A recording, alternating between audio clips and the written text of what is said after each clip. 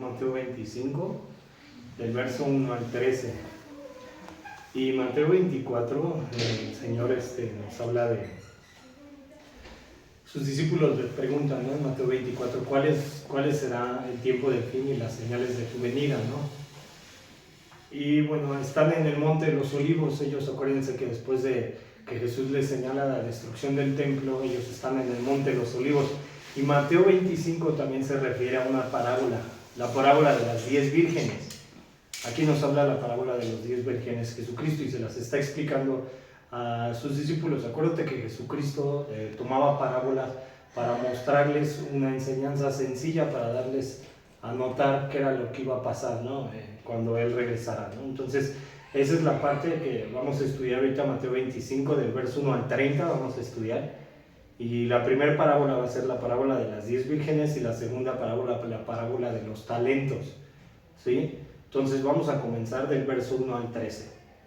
Dice: entonces el reino de los cielos será semejante a 10 vírgenes, que tomando sus lámparas salieron a recibir al esposo. 5 de ellas eran prudentes y 5 insensatas. Las insensatas, tomando sus lámparas, no tomaron consigo aceite, mas las prudentes tomaron aceite en sus vasijas, y juntamente con sus lámparas, y tardándose el esposo, cabecearon todas y se durmieron. Y a la medianoche se oyó un clamor: aquí viene el esposo, salid a recibirle. Entonces todas aquellas vírgenes se levantaron y arreglaron sus lámparas. Y las insensatas dijeron a las prudentes: danos de vuestro aceite, porque nuestras lámparas se apagan. Mas las prudentes respondieron diciendo: para que no nos falten a nosotros y a vosotras, id más bien a los que venden y comprad para vosotras mismas. Pero mientras ellas iban a comprar, vino el esposo, y las que estaban preparadas entraron con él a las bodas, y se cerró la puerta. Y después vinieron también las otras vírgenes diciendo: Señor, Señor, ábrenos. Mas él respondiendo dijo: de cierto os digo que no os conozco. Velad pues, porque no sabéis el día ni la hora en que el Hijo del Hombre ha de venir. Vamos a orar.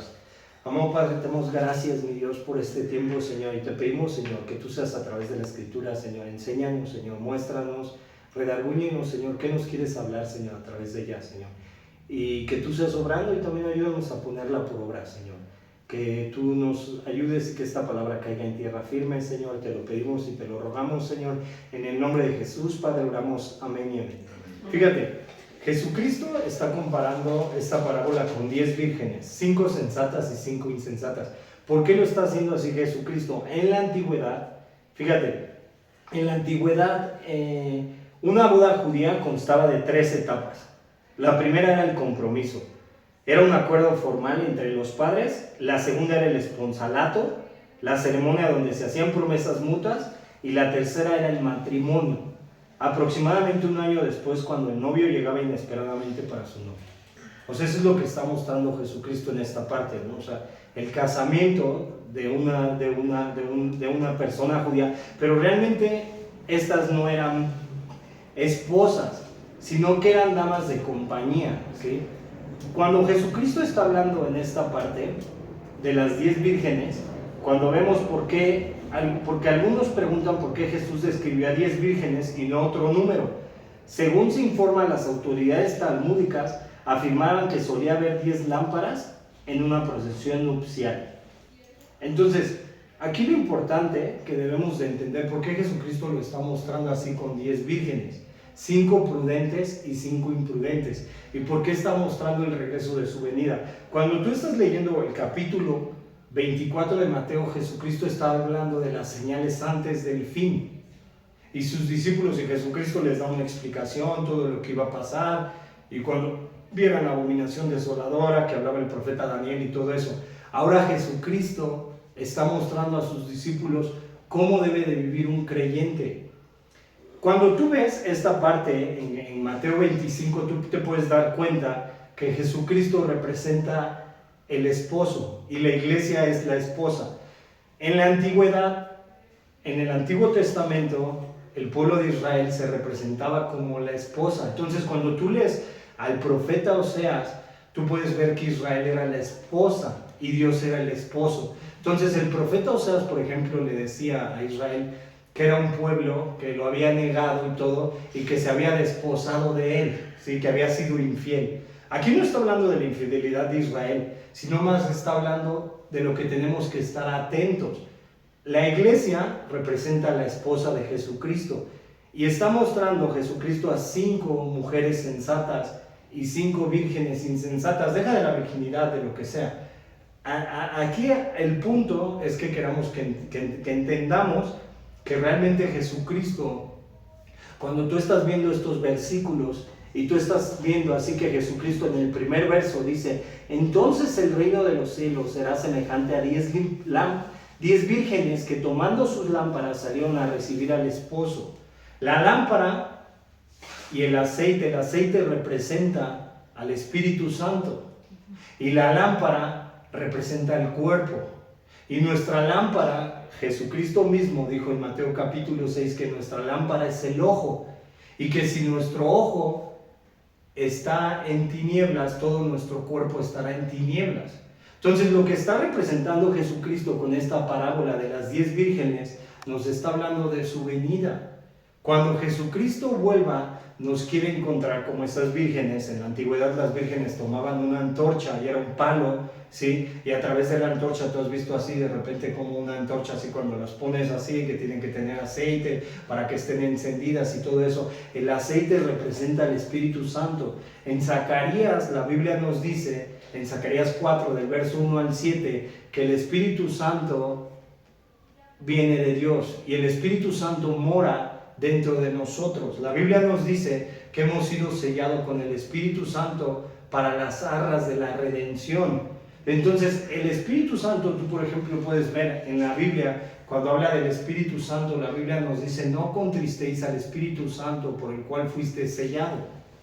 Y cuando nosotros tenemos al Espíritu Santo, porque cuando nosotros recibimos al Señor, el Espíritu Santo entra dentro de nosotros y ahora somos hijos de Dios, nos está hablando este pasaje que tenemos que vivir como hijos de Dios, ¿sí? Y nos está hablando que tenemos que tener, está haciendo la comparación con 5 vírgenes prudentes y 5 vírgenes imprudentes. Las prudentes, ¿qué hicieron, no? Dice que tenían su lámpara, las 10 durmieron. O sea, la Biblia nos está diciendo que las 10 durmieron, porque las 10 durmieron. Pero las 5 prudentes tenían la lámpara y el aceite y tenían prendida la antorcha. Pero las insensatas o imprudentes se quedaron durmiendo y no tenían la lámpara ni el aceite encendido. ¿Esto qué representa? Cuando el Señor vuelva, ¿cómo nos quiere ver? Con el aceite encendido, que es el Espíritu Santo, ¿sí? Por eso la Biblia nos dice que no contristemos al Espíritu Santo. Todos los creyentes necesitamos al Espíritu Santo, ¿sí? Y es eminente que la venida del Señor vendrá, o sea, no sabemos en qué tiempo, ¿no? O sea, lo que dice Mateo 24, por ejemplo, estamos viendo Mateo capítulo 24, también lo vimos semanas anteriores, y cuando vemos Mateo 24, Jesucristo nos habla de las señales. ¿Cuáles son esas señales, no? Oirán de guerras, rumores de guerras, terremotos, pestes, inundaciones, dice, pero eso no es el fin, es principio de parto. Pero lo que Jesucristo nos está diciendo, que la iglesia, que es la esposa, debe de vivir como para Cristo su vida, vivir en santidad, que no nos quedemos dormidos, ¿sí? Porque nosotros podemos estar en un estado dormido, ¿no? O sea, a lo mejor podemos seguir al Señor y todo, pero podemos vivir en la carne. Hay 2 tipos de creyentes, un tipo espiritual y un tipo carnal. El espiritual ha vuelto a nacer, o sea, no que así, ¿no? Vamos a suponer, no que tú como creyente nunca peques, nunca hagas lo malo, ¿no? O sea, como creyente a veces vas a fallar, vas a tener pecado, ¿sí me entiendes? Como creyente hasta que mueras. Pero lo que quiere Dios a través del Espíritu Santo es hallarnos en su presencia, buscándolo, buscando su rostro, ¿sí? Entonces, fíjate, en la Biblia nos dice cómo nos quiere ver el Señor. Fíjate, en 2 de Timoteo capítulo 2, verso 2 al 4, vea 2 de Timoteo. 2 de Timoteo, verso 2 al 4. Dice: lo que has oído de mí ante muchos testigos, esto encargo a hombres fieles que sean idóneos para enseñar también a otros. Tú pues sufre penalidades como buen soldado de Jesucristo. Ninguno que milita se enreda en los negocios de la vida a fin de agradar a aquel que lo tomó por soldado. Fíjate, el creyente realmente, o sea, no que no estemos así, ¿no? En lo terrenal, ¿no? Porque pues, tenemos que vivir aquí, ¿no? O sea, tenemos que hacer las cosas del mundo, trabajar, esforzarnos, hacer todo lo que hacemos. Pero Dios quiere que lo principal sea Él, que nuestro corazón esté para Él, ¿no? Entonces, cuando Jesucristo está mostrando estas 10 vírgenes, 5 prudentes y 5 imprudentes, las imprudentes realmente no vivían para el Señor, sino las imprudentes vivían para sí mismas, ¿no? Entonces, bueno, la venida del Señor es inminente. La Biblia nos dice que el Señor vendrá así en cualquier momento, ¿no? La Biblia nos dice que el Señor vendrá como un ladrón en la noche. Pero no es para que así, ¿no? Nosotros como creyentes de repente digamos, bueno, yo como creyente a lo mejor me espanto, ¿no? Me espanto porque el Señor venga, o estoy así todo, así como ansioso de que el Señor venga, o así. No es para que veas tu vida como creyente así, sino que vivas tu vida cristiana como para el Señor, que tengas ese Espíritu Santo encendido. ¿Y cómo vas a encender ese aceite o esa lámpara? ¿Cómo yo voy a encender esa lámpara? A través de la comunión con Cristo, a través de buscar al Señor, a través de confesar mi pecado, a través del arrepentimiento, a través de que el Señor viva más y que yo mengue, ¿sí? O sea, es lo que dice la Biblia, ¿no? La Biblia nos llama a morir a nosotros mismos, a nuestros deseos, a nuestros propios anhelos, y que el Señor crezca. Fíjate, ahora mira, en esta parte, a esto que nos lleva a no rechazar a Jesús, el día del Señor puede venir en menos de lo que imaginamos. Por eso la Biblia también nos llama a vivir en santidad. En Hebreos capítulo 12, verso al 14, la Biblia nos dice: seguid la paz con todos y la santidad, sin la cual nadie verá al Señor. Las vírgenes imprudentes están viviendo para sí mismas, y esa es la iglesia que tal vez está viviendo para sí misma. Entonces tú puedes ver así, ¿no? De repente una iglesia así. Tú puedes ver una iglesia tal vez que está colmada de fieles, creyentes. Tú puedes decir, no, aquí todos viven en santidad, todos viven para Jesús y todo. Pero no es cierto. Simplemente están siguiendo, ¿qué? Tal vez están siguiendo al que está predicando enfrente, pero realmente no están siguiendo al Señor. Aquí lo que nos llama la Biblia es seguir al Señor. Lo que nos llama la Biblia es tener ese Espíritu Santo encendido. Fíjate, ahora mira, en esta parte, las lámparas representan sus antorchas y consistían en un bastón de madera que sostenía la mano con un plato en la parte superior, en la cual había un trozo de tela o cuerda empapado en aceite o brea. Mateo capítulo 24, verso 37, nos dice la Biblia que como en los tiempos de Noé, así será la venida del Hijo del Hombre. En los tiempos de Noé nunca nadie pensaba que iba a venir el Señor. Y eso es lo que está representando Jesucristo. Cuando el Señor vino en esta parábola y está diciendo que había 5 vírgenes prudentes y 5 imprudentes, y que vino el esposo y las 5 entraron al reposo de Dios y las otras 5 se quedaron afuera, cuando menos nos lo esperamos, vendrá la venida del Señor. Es cuando menos esperemos. O sea, sí, de repente el Señor puede venir así en cualquier momento, en algo que es inimaginable. De repente puede ser en un abrir y cerrar de ojos. La Biblia nos muestra que el Señor vendrá en un abrir y cerrar de ojos. Fíjate, ahora mira, las vírgenes, bueno, en esta parte, Gálatas capítulo 5 nos habla de 2 tipos de creyente: el carnal y el espiritual. Andar en la carne es satisfacer nuestros propios deseos, pero andar en el Espíritu es seguir al Señor, renunciar a nuestros deseos, placeres y lo que impone el mundo, lo que nos dice la Biblia en 1 de Juan capítulo 5, verso 19. La Biblia nos dice en 1 de Juan capítulo 5, verso 19, que nosotros somos de Dios y todo el mundo está bajo el maligno. ¿Esto qué es lo que representa? Sí, es lo que dice la Biblia, no lo digo yo, no lo invento. ¿Esto qué es lo que representa? Jesucristo está mostrando, no porque el mundo esté bajo el maligno, ¿no? Pero el creyente pues ha renunciado a las cosas de este mundo. El creyente ha renunciado a sus deseos carnales, está viviendo para el Señor, está siendo apartado. El Señor lo está santificando, ¿sí?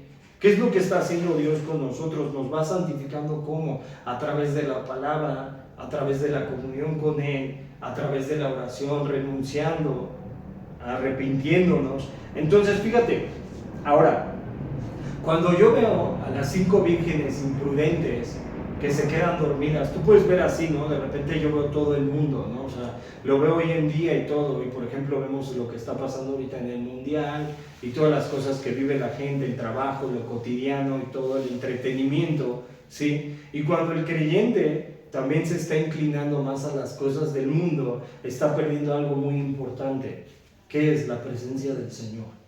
¿Por qué? La Biblia, en una parte de la Biblia, en Santiago capítulo 4, verso 4, nos dice: oh almas adúlteras, ¿no sabéis que la amistad con el mundo es enemistad con Dios? ¿Sí? Cuando yo veo así todo el entretenimiento que hay, a veces tú puedes ver a la gente que se inclina más al entretenimiento y la gente está así totalmente cegada. Y cuando la Biblia nos dice en Mateo capítulo 24 que la venida del Hijo del Hombre será como en los tiempos de Noé, cuando tú ves los tiempos de Noé en la Biblia, nos habla en Génesis capítulo 6 que en los tiempos de Noé el mundo estaba totalmente corrompido.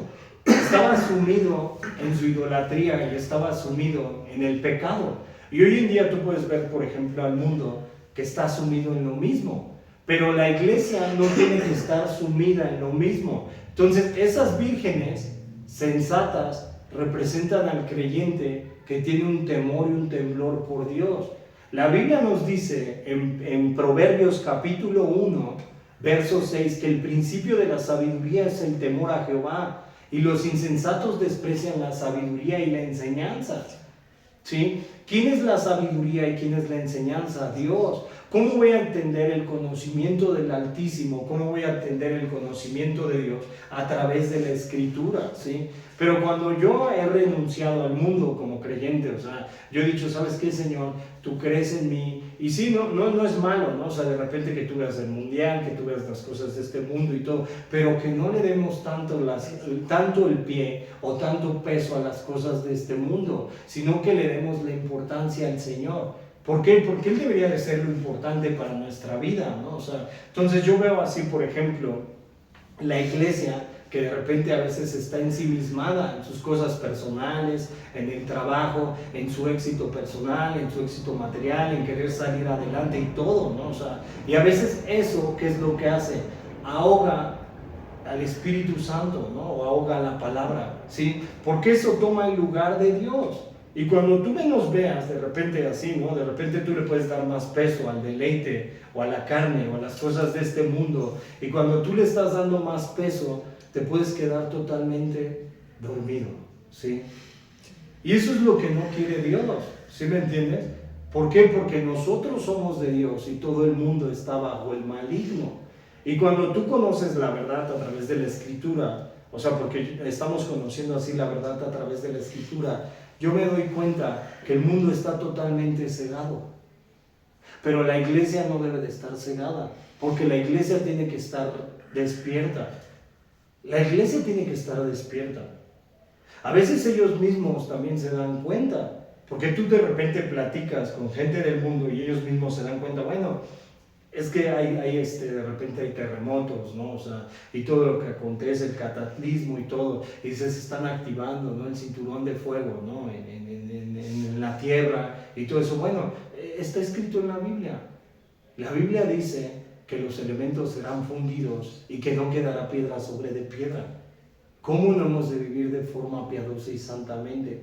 Cuando nosotros damos más, y no hacerlo así, ¿no? O sea, que tú realmente como creyente vivas por religiosidad, ¿sí? O sea, no por religiosidad, sino por una convicción verdadera, que el día del Señor puede venir. Así como estas vírgenes, que eran insensatas y de repente no tenían la lámpara encendida del Espíritu Santo, porque el creyente está viviendo a través del Espíritu Santo. Por eso la Biblia nos dice que no se puede poner una lámpara debajo del almud, sino nosotros tenemos que alumbrar. ¿Cómo? A través del Espíritu Santo. El Espíritu Santo a través de nosotros puede hacer un cambio en el creyente. El Espíritu Santo te va a redarguir, el Espíritu Santo te va a corregir, el Espíritu Santo te va a decir entre lo bueno y lo malo.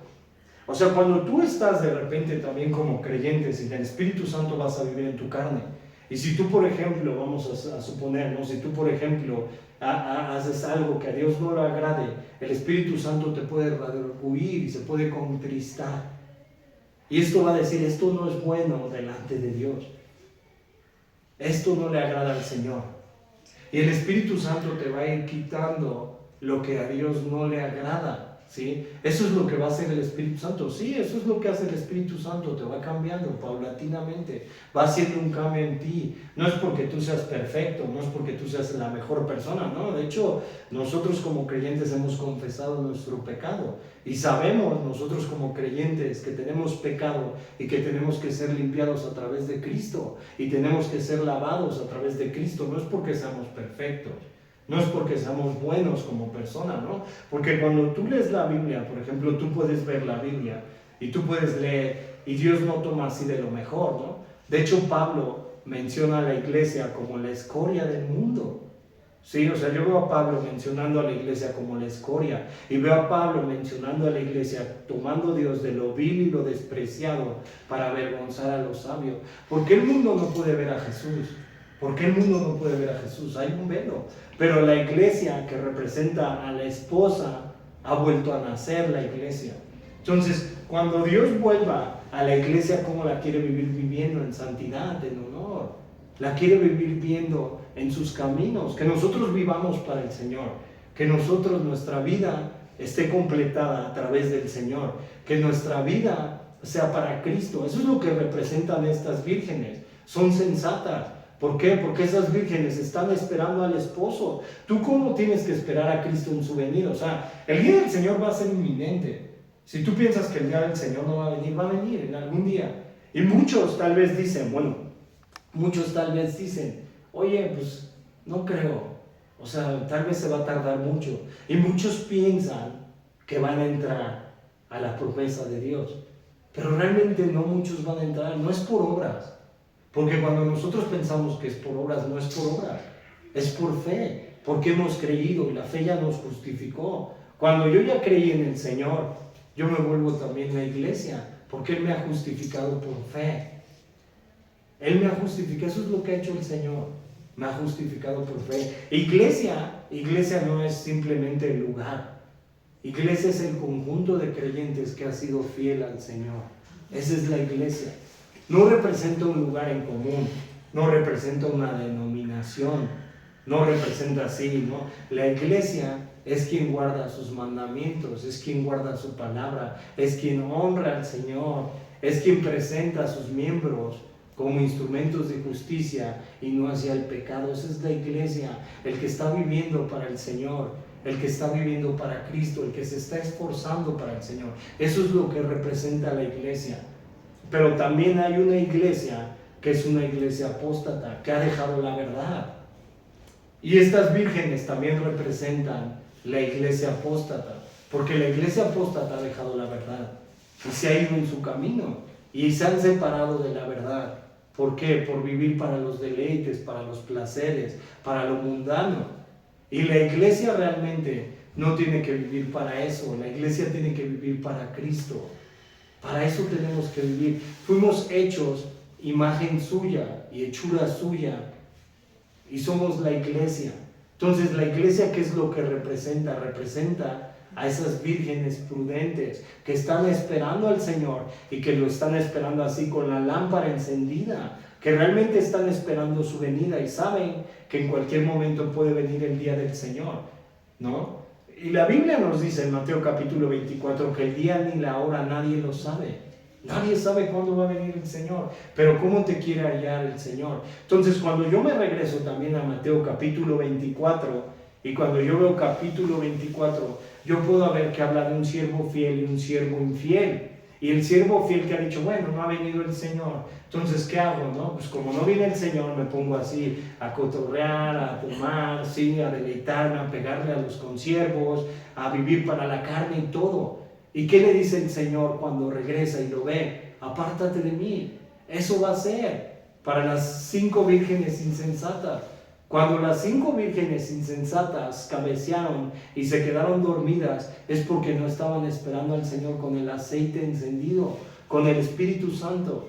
Entonces el Señor nos quiere ver en qué? en sus negocios. El Señor nos quiere ver en dónde, en su presencia, buscándolo, adorándolo, viviendo como para Él, en santidad, en honor, guardando su palabra, que seamos la iglesia. Por eso dice también, cuando representa la lámpara, dice que la lámpara es el ojo, y si nuestro ojo está en tinieblas, todo nuestro cuerpo estará en tinieblas. ¿Qué es lo que representa eso? Cuando en mi ojo puede entrar todo. Entonces, cuando yo veo la carne, ¿no? Los deleites de la carne, ¿sí me entiendes? Lo mundano, lo terrenal, y a través del ojo entra, y del ojo puede pasar a la mente, y del ojo puede pasar al corazón. Entonces, cuando yo veo a Jesucristo explicando también una parte, dice la Biblia veo a Jesucristo, dice que lo que contamina al hombre no es lo que entra en la boca, sino lo que contamina al hombre es el corazón. Entonces, ¿por dónde entran las cosas del mundo? ¿Por dónde entra el pecado al hombre? Entonces yo, como por ejemplo, veo, ¿no? Y veo a David, ¿sí me entiendes? Y veo a David, un hombre consagrado a Dios, sí, pero con una vista desviada de Dios. ¿Y cuál representa la lámpara? El cuerpo, ¿sí? El ojo. Y si la lámpara es buena, todo mi cuerpo va a ser bueno. Pero si la lámpara es mala, todo mi cuerpo estará en tinieblas. Si veo a David y de repente lo veo viendo a Betsabé, ¿sí? Y viendo el pecado y se le antoja el pecado. Y a veces eso es lo que puede pasar, ¿no? O sea, por eso la Biblia nos dice también, ¿no? Al que le sabe hacer lo bueno y no le hace, le es pecado. Entonces, a través de la lámpara, que es el ojo, yo también puedo ver esos deleites de la carne y se me pueden hacer atractivos para mí. Por eso tengo que guardar también a veces mi vista. Tengo que vivir en santidad. Porque si mi lámpara está mal, todo mi cuerpo estará en tinieblas. O sea, no es que nunca vaya a tener tentaciones, porque va a haber tentaciones. Pero la Biblia también nos enseña cómo librarnos de la tentación. Entonces yo veo versículos bíblicos, por ejemplo, en Santiago capítulo 4, verso 7, dice: someteos pues a Dios, resistid al diablo y él huirá de vosotros. Y la Biblia también nos dice que no os ha sobrevenido ninguna tentación humana, pero fiel es Dios, que no nos dejará ser tentados más de lo que podamos resistir. Y juntamente con la tentación nos dará la salida. Como creyente también tienes que esforzarte para pelear la buena batalla de la fe. Eso es lo que tienes que hacer, esforzarte día a día. Esforzarte es un esfuerzo, pero no estás luchando todo no estás luchando solo, porque tienes al Espíritu Santo, el aceite. ¿Y el aceite qué va a hacer? Te redarguye, te fortalece, ¿sí? Eso es lo que hace el aceite, te redarguye, te fortalece, te ayuda en tu debilidad. Te ayuda también a orar a Dios, a pedir como conviene. Es el que nos enseña, ve a orar, ve a buscar al Señor. Por eso también Pablo le dice a Timoteo: aviva el fuego que hay en ti. Tenemos que avivarlo. Cuando yo paso más tiempo en las cosas del mundo, ¿cómo voy a tener avivado el fuego que hay en mí? ¿Por qué? Porque estoy pasando más tiempo en la carne, más tiempo en los deseos personales. Entonces así veo también Gálatas capítulo 5 hablando al apóstol Pablo. Cuando Pablo dice en Gálatas capítulo 5, nos dice: no satisfagáis los deseos de la carne, porque el deseo de la carne es enemistad contra el espíritu, y estos dos se oponen entre sí para hacer lo que conviene. Cuando yo paso más tiempo en la carne como creyente, ¿qué voy a hacer? Voy a pasármela viviendo para mí mismo. Voy a pasar viviendo en mi pecado, no lo voy a reconocer, no va a haber un cambio en mí, y voy a vivir como el creyente carnal. Y voy a vivir como esas vírgenes, sin el aceite encendido. Y no es que así, no es que de repente uno como iglesia, ¿no? O sea, que nosotros digamos, es que me quieren cambiar.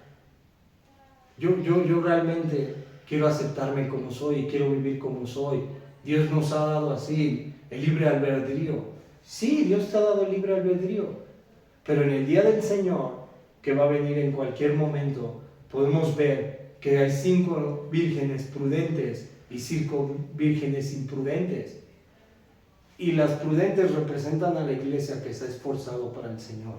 Representan a la iglesia que ha honrado al Señor, que se está esforzando, que ha reconocido su pecado, que está buscando al Señor de día y de noche, y con todo y su pecado está buscando a Dios. Pero las insensatas representan a la iglesia carnal, que realmente no está buscando al Señor, está viviendo para sí mismo, para su propio propósito, pero no está viviendo para el propósito de Dios.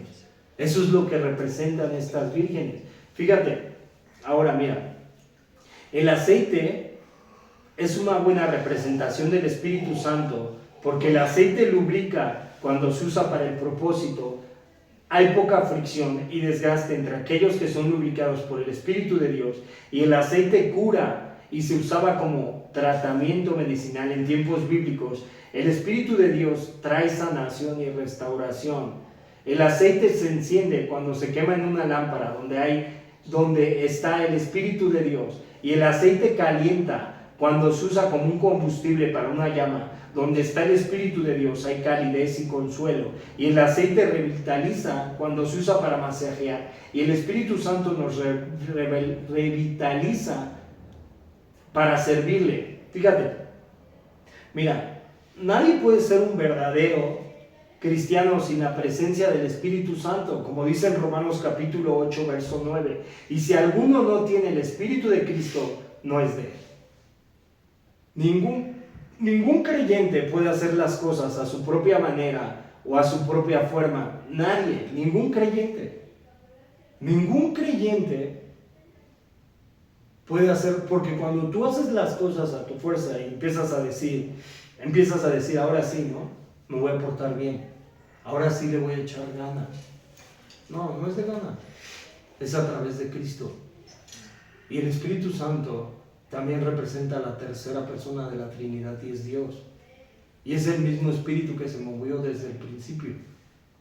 Y es el mismo Espíritu que estuvo en la creación junto con el Hijo y el Padre, y formaron la misma creación. Y es el mismo Espíritu que formó al hombre del polvo. Y es el mismo Espíritu que nos ayuda en nuestras debilidades. Y es el mismo Espíritu que nos fortalece. La Biblia nos dice en una parte, en Lucas, capítulo 10 me parece que es, dice que qué padre que tiene un hijo y va a pedir un pan y el padre le dará una piedra, o pedirá un pescado y le dará una serpiente. ¿Cuánto más nosotros, si le pedimos el Espíritu Santo a Dios, no lo dará? El Espíritu Santo nos convence, y el Espíritu Santo nos lleva a dejar de hacer lo malo delante de Dios, y nos redarguye, y a través del Espíritu Santo va a haber un cambio en el creyente, porque eso es lo que hace el Espíritu Santo. Si tú realmente como creyente no has cambiado, y tú como creyente sigues en lo mismo y todo eso, es que realmente el Espíritu Santo no está en ti, porque el Espíritu Santo tal vez no ha hecho un cambio en nosotros, o a veces también tenemos que ser pacientes. Pero el Espíritu Santo debe de haber una transformación en el creyente. No nada más así, ¿no? O sea, a mí me trajo el Señor por mi pecado, y dejé el alcoholismo y la drogadicción, y de repente sigo en mis mismos caminos. Y de repente sigo en la ira, sigo en la contienda, sigo en los celos, sigo en la codicia, sigo en la avaricia, sigo viviendo para el mundo. No, el Espíritu Santo debe de hacer una transformación en el creyente. El Espíritu Santo te muestra tu condición como hombre, y te muestra qué es lo que no le agrada al Señor, porque el Espíritu Santo te puede mostrar. Entonces de repente nosotros, ¿no? O sea, yo por ejemplo, el Señor me ha mostrado, y de repente veo en mí el sarcasmo, y de repente digo, el sarcasmo no es bueno para Dios, no le agrada. ¿Por qué? Porque puedo lastimar a los demás. Y no es porque sea así, ¿no? Un santo y todo, porque a mí me gusta echar relajo y todo, pero el Señor te lo va mostrando. O te puede mostrar también de repente que tienes que ser manso y humilde. Es que yo exploto y me enojo y a todos les grito, porque yo aquí soy la autoridad y la ley. Y el Espíritu Santo te puede mostrar que tú tienes que ser manso y humilde y con los demás, y que te tienes que quitar tu condición, te tienes que quitar un poco el orgullo, la soberbia. El Espíritu Santo te empieza a moldear, te empieza a cambiar. Eso es lo que hace. Es como representa Jeremías, el barro y el alfarero. Nos empieza a moldear, nos empieza a transformar, nos empieza a ir quitando a lo que Dios no le agrada. Nos empieza a ir quitando ¿qué? La soberbia, el orgullo, las contiendas, las iras, los celos, las enemistades, la codicia, la avaricia, la fornicación, la idolatría, el adulterio pues solamente tienes arrepentimiento, ¿no? Pero eso es lo que hace el Espíritu Santo, nos empieza a ir quitando a lo que Dios no le agrada y nos empieza a ir haciendo una transformación en nuestras vidas. Y hay un cambio progresivo y paulatino, si se dice así, paulatino, poco a poco, para los creyentes, porque el Espíritu Santo te va a ir enseñando cómo caminar en la tierra, y por eso necesitamos al Espíritu de Dios. La Biblia nos dice que donde está el Espíritu de Dios, ahí hay libertad. El creyente ya no puede estar de repente, ¿no? Y a veces te vas a equivocar, porque si te vas a equivocar, dices, bueno, hoy no quería pelear, hoy peleé. Pero eso a qué te lleva, a arrepentirte, a reconocer. La Biblia nos dice que quien encubre sus pecados no prospera, mas quien se aparta de ellos y los confiesa alcanzará misericordia. Eso es lo que hace el Espíritu Santo, te empieza a mostrar que tú no eres el mejor, que tú no eres la Coca-Cola del mundo, sino que eres un simple hombre. Eso es lo que nos muestra el Espíritu Santo. Nos dice, a ver, tú también eras un pecador y yo te he salvado de la ira. Eso es lo que nos empieza a mostrar. Nos empieza a mostrar que los demás son mayores que nosotros mismos. Nos empieza a mostrar lo mismo que dice la Escritura.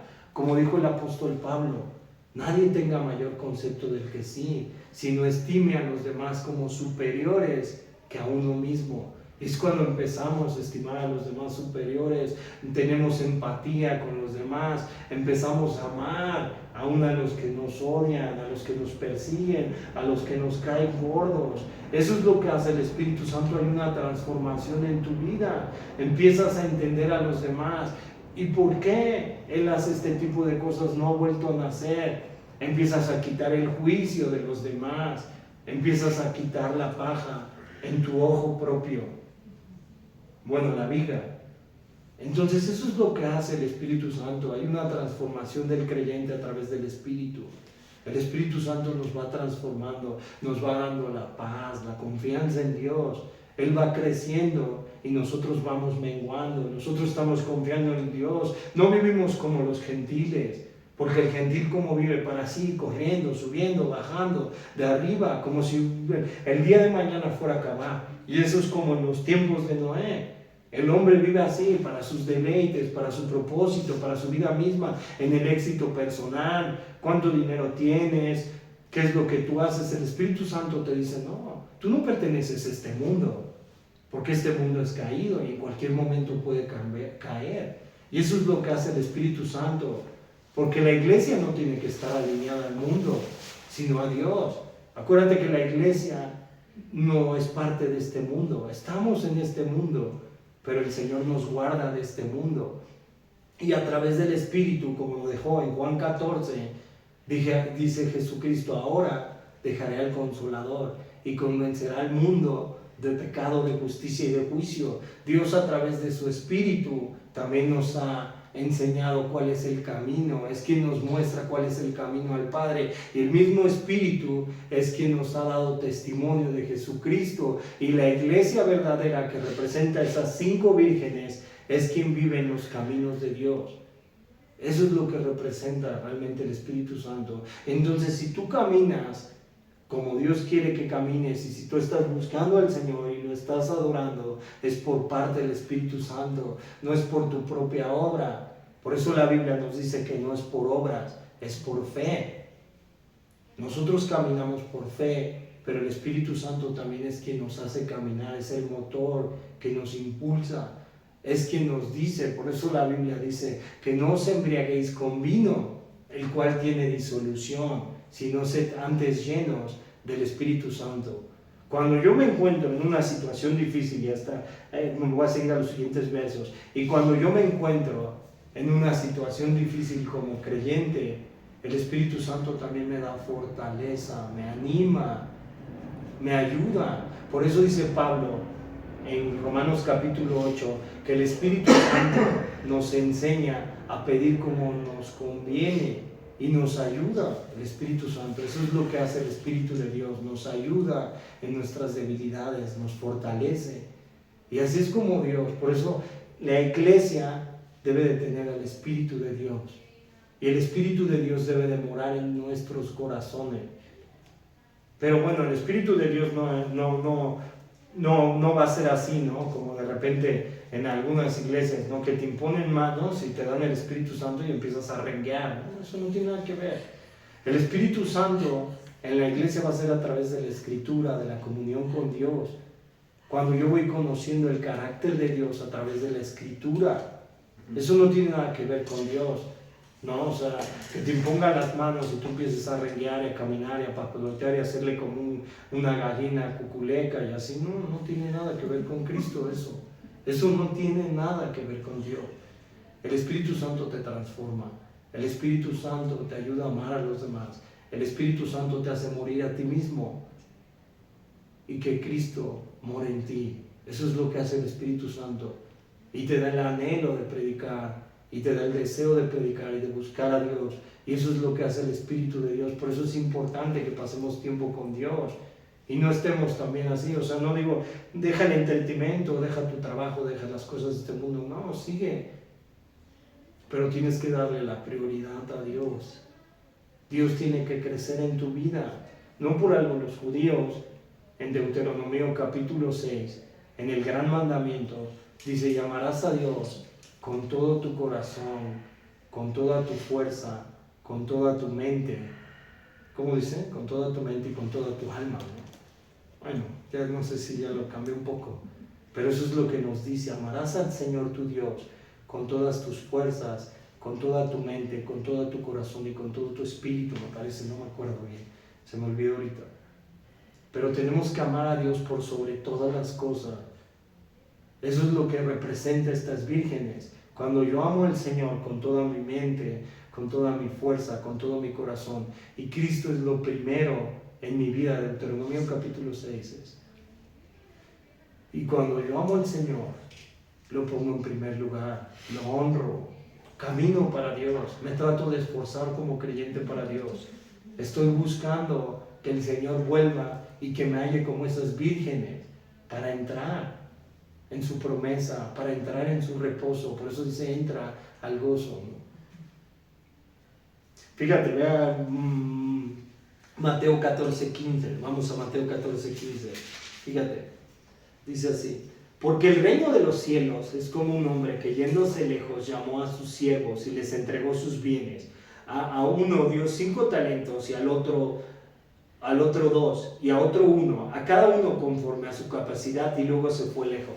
Mira, en la antigüedad esto lo hacían, ¿no? Bueno, lo está representando así Jesucristo, porque el siervo se iba de viaje y dejaba a sus esclavos y les dejaba este talento. El talento no era un dinero, era una medida, y podía representar cobre, plata, y tenía que ser pesado. Y en la antigüedad un talento representaba más o menos como $1,200. Eso es lo que dijo el que vi en el comentario bíblico. Y representaba más o menos como una unidad de $1,200. Pero tenía que ser pesado, ¿sí? Y talento viene de talentón, talentón en el griego. Fíjate, bueno, mira. Sí, bueno, talento viene de talentón en el griego, pero el talento lo utilizaban ellos, ¿sí? Lo utilizaban ellos porque el amo va a representar a Dios, ¿sí? Y nosotros los siervos, ¿sí? Y eso es lo que representa esa parábola. Pero el talento lo utilizaban como una medida, pero ellos se los daba para que ellos lo multiplicaran, ¿sí? En esta parte, aunque el talento, fíjate, aunque un talento no era una habilidad, aunque esta parábola tiene aplicación a nuestras habilidades, no es un don. No hay que confundir un talento con un don espiritual, como lo habla Pablo en 1 Corintios capítulo 12, ¿no? O en Efesios capítulo 4, o en Romanos. No es un don que son dados por el Espíritu, es una habilidad que también tiene que ver con la habilidad, ¿no? Entonces, fíjate, los talentos son habilidades innatas o destrezas aprendidas que se desarrollan a través del esfuerzo, la educación y la práctica, y los poseen tanto creyentes como personas que no profesan ninguna fe, y pueden ser utilizados para fines personales, profesionales, de entretenimiento o atributo Fíjate, el talento no era una moneda, era un peso, y por lo tanto su valor dependía obviamente de la moneda en cuestión, que era cobre, oro o plata, ya lo dijimos. Fíjate, y el talantón de en griego es simplemente una suma de dinero, generalmente se consideraba equivalente a 6,000 denarios, y su talento valiera 6,000 denarios, entonces a un jornalero le tomaba 20 años ganar esa cantidad. O sea, eso es lo que representa un talento. Y Dios se los da y muestra 3 siervos, ¿no? Y vamos a seguir adelante, mira, fíjate, vete del verso 16 al 18. Dice, y el que había recibido 5 talentos fue y negoció con ellos y ganó otros 5 talentos. Asimismo, el que había recibido 2 ganó también otros 2. Pero el que había recibido 1 fue y cavó en la tierra y escondió el dinero de su señor. Fíjate, el primero que hizo, o sea, en cualquier momento pudo haber venido el Señor. ¿Y esto qué es lo que representa? Fíjate cómo de esta parábola de las vírgenes, ahora Jesucristo está hablando de una parábola de los talentos, pero está hablando de las habilidades y destrezas que te da Dios y de lo que tú estás haciendo también para su reino. Eso es lo que representa, lo que nosotros hacemos para el reino de Dios. Entonces, el primer hombre que hizo, ¿no? Le dieron 5 y los multiplicó en 10, y el segundo hombre le dieron 2 y lo multiplicó en 4, y el último hombre tuvo miedo y lo escondió debajo de la tierra porque se le iba a perder. El hecho de que el Señor nos haya dado un talento es para su gloria, para su honra. Esto no habla así de prosperidad, ¿no? De que nosotros hablemos de economía ni nada, no, eso lo han torcido, ¿no? Pero habla de una parte que nosotros tenemos que vivir para el Señor, como lo decíamos en Mateo capítulo 25. Fíjate, ahora mira, vete a los versos 19 al 23.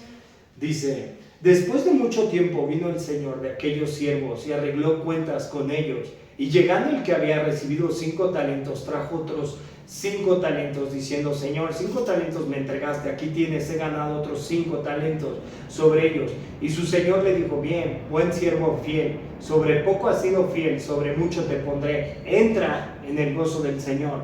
Llegando también el que había recibido 2 talentos, dijo, Señor, 2 talentos me entregaste, aquí tienes, he ganado otros 2 talentos sobre ellos. Su Señor le dijo, bien, buen siervo fiel, sobre poco has sido fiel y sobre mucho te pondré, entra en el gozo del Señor. Vámonos al verso 24, al 25. Fíjate, pero llegando también el que había recibido un talento, dijo, Señor, te conocía que eres hombre duro y que ciegas donde no sembraste y recoges donde no esparciste. Por lo cual tuve miedo y fui y escondí tu talento en la tierra. Aquí tienes lo que es tuyo. Fíjate, los primeros 2 que utilizaron lo duplican y lo utilizan para Dios. Bueno, el representa el amor, representa a Dios, y los siervos representamos a nosotros. Pero el segundo que hizo, escondió el talento. Y esconder el talento es que nosotros también vivamos para el Señor. Y si el Señor nos ha dado habilidades, ¿sí? Y si el Señor nos ha dado algo, que nosotros utilicemos todo para el Señor. Nuestra vida, nuestros miembros, nuestro cuerpo, todas las cosas le pertenecen a Dios. Ninguna cosa es nuestra, porque todas las cosas pertenecen a Dios. Si el Señor nos ha dado un trabajo, el Señor te lo ha dado. Si el Señor te ha dado una familia, el Señor te la ha dado. Todas las cosas pertenecen a Dios. Y cuando el Señor vuelva en algún día, nos pedirá cuentas de todas las cosas que nosotros hemos sido mayordomos para el Señor. Cuando nosotros pensamos así de repente, bueno, yo tengo un trabajo y yo tengo un negocio y a lo mejor ese negocio me pertenece. No, todas las cosas pertenecen al Señor. Eso es lo que representa este talento. Fíjate, entonces, cuando el Señor vuelva por segunda vez en el juicio, nos va a juzgar. Todos vamos a ser juzgados, hasta los mismos creyentes. Los gentiles serán juzgados. La Biblia dice en Hebreos capítulo 9, verso 27, dice de modo, no me acuerdo cómo dice, Hebreos 9, 27. La Biblia dice que todos pareceremos ante el juicio de Dios, todos, ¿sí? Pero también la Biblia dice que nosotros como creyentes seremos juzgados ante el tribunal de Cristo según nuestras obras. y los gentiles serán juzgados ante el gran trono blanco. Y cuando yo veo que nosotros vamos a ser juzgados, en el día del juicio el Señor nos va a pedir de cuentas de todas las cosas, de cómo hemos sido mayordomos delante de Dios, de que si hemos dado disposición a Dios, si realmente nosotros hemos vivido para el Señor o hemos vivido para nosotros mismos. El hombre que esconde el talento es el hombre que ha guardado esa parte de Dios, y es como podría decir que es el creyente que vive en lo secreto para Dios y nunca se muestra como creyente. Pero el otro, los que han multiplicado los talentos, son los creyentes que han vivido para el Señor, que su vida ha sido para Cristo, que su familia ha sido honrada para Cristo, que su trabajo ha sido honrado para Cristo, que lo que hacen han vivido para Cristo. Fíjate, vete a los siguientes versos, 26 al 30, para acabar.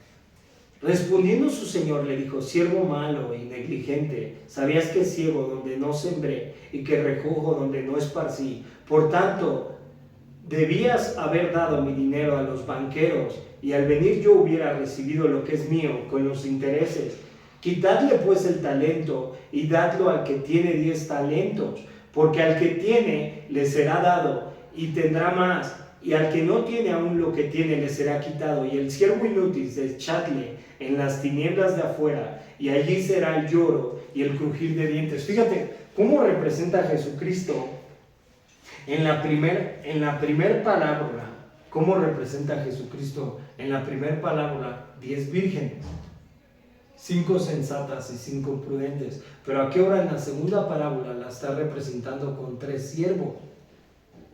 Y dijimos que las vírgenes sensatas representan a la iglesia que está viviendo para el Señor. Y los siervos que han multiplicado los talentos también son los que han vivido para el Señor. Y están ocupando las habilidades o lo que Dios le ha dado para honrar al Señor. Pero el siervo inútil, como dice esta parábola, ha escondido. O sea, se puede oír a lo mejor ofensivo, ¿no? Y puede oír a lo mejor ofensivo, pero no lo está haciendo así en forma de ofensa, ¿no? Pero realmente ha escondido este talento en la tierra y no utilizado. ¿Y cómo está viviendo? Para sí mismo. Eso es lo que representa el siervo inútil. El que se ha predicado la palabra, se le ha enseñado quién es Cristo, pero este siervo ha vivido para sí mismo, para sus propios deleites, para la vanagloria. Pero los otros 2 siervos han vivido con todo lo que Dios les ha dado como para el Señor. La Biblia nos dice en Colosenses capítulo 3, verso 23, que todo lo que hagamos, lo hagamos como para el Señor y no para los hombres. Si nosotros vivamos para Cristo. Si nosotros estamos en un trabajo, trabajemos para Cristo. Si nosotros tenemos una familia, cuidemos a nuestra familia como para Cristo. Porque el Señor nos ha dado las cosas en esta tierra, pero para que nosotros también vivamos como para el Señor, no para nosotros mismos. Fíjate, Romanos capítulo 12, verso 1 al 2, por eso el apóstol Pablo, cuando está hablando del lloro y crujir de dientes, y cuando ves a Romanos capítulo 12, verso 1 al 2, ve a Romanos. Fíjate, dice: así que hermanos, os ruego por la misericordia de Dios, que presentes vuestro cuerpo en sacrificio vivo, santo, agradable a Dios, que es vuestro culto racional, y no os conforméis a este siglo, sino transformaos por medio de la renovación de vuestro entendimiento, para que comprobéis cuál sea la buena voluntad de Dios, agradable y perfecta. Nuestro cuerpo y nuestra vida y lo que tenemos es de Dios. Todas las cosas nos las ha dado Él. Y nosotros tenemos que vivir para el Señor. Cuando el creyente está viviendo como el mundo para sí mismo, para sus propios deseos, porque así viven, ¿sí me entiendes? Para su vanagloria, para lo que ellos quieren, está viviendo en contra de Dios. El creyente tiene que vivir, todo lo que hace, todo lo que vive, tiene que glorificar a Dios. Todo, desde tu cuerpo, tu familia, tu trabajo, lo que hagas. Si tú tienes un trabajo y Dios te lo ha dado y ha sido un trabajo remunerado, recuerda que el Señor te lo ha dado. Si tú tienes una familia, el Señor te la ha dado. Si tú tienes un cuerpo que el Señor te ha dado y tú estás bien con tus piernas, tus manos, tus ojos, todo bien, el Señor te lo ha dado. La vida misma, el Señor te la ha dado. Y la vida misma el Señor te la puede quitar. Debemos de entender eso, que todas las cosas, todo lo que hacemos, todo lo que vivimos, todo lo que tenemos, proviene de Dios. Y tenemos que honrar al Señor en todo. Tenemos que glorificar a Dios en todo, en nuestros miembros, en lo que vivamos, en lo que hacemos, en nuestra misma boca, en nuestra misma lengua, en todas las cosas. Vamos a acabar aquí, vamos a orar, ¿no? Amado Padre, te damos gracias, mi Dios, por este tiempo, Señor, pues te amamos, te adoramos, te glorificamos, Señor, y te anhelamos, Señor. Y el día de hoy, Señor, te pedimos así como esas vírgenes, Señor, que tú les diste el aceite, el Espíritu, Señor, pues que tú no lo des, Señor, y avives el fuego que en nosotros, Señor. Ayúdanos, Señor, que vivamos, Señor, para ti, Señor, que te honremos, que te glorifiquemos, Señor, que te anhelemos, Señor, que te busquemos, Señor. Y ayúdanos, Señor, a amarte por sobre todas las cosas, Señor. Guárdanos, Señor. Guarda nuestro corazón, nuestro pensamiento, Señor. Y que tú seas soberano del todo, Señor. Cámbianos, Señor. Transfórmanos, Señor. Renuévanos, Señor. Y que tú nos ayudes del todo, Señor. En el nombre de Jesús, Padre, oramos. Amén y amén. Amén.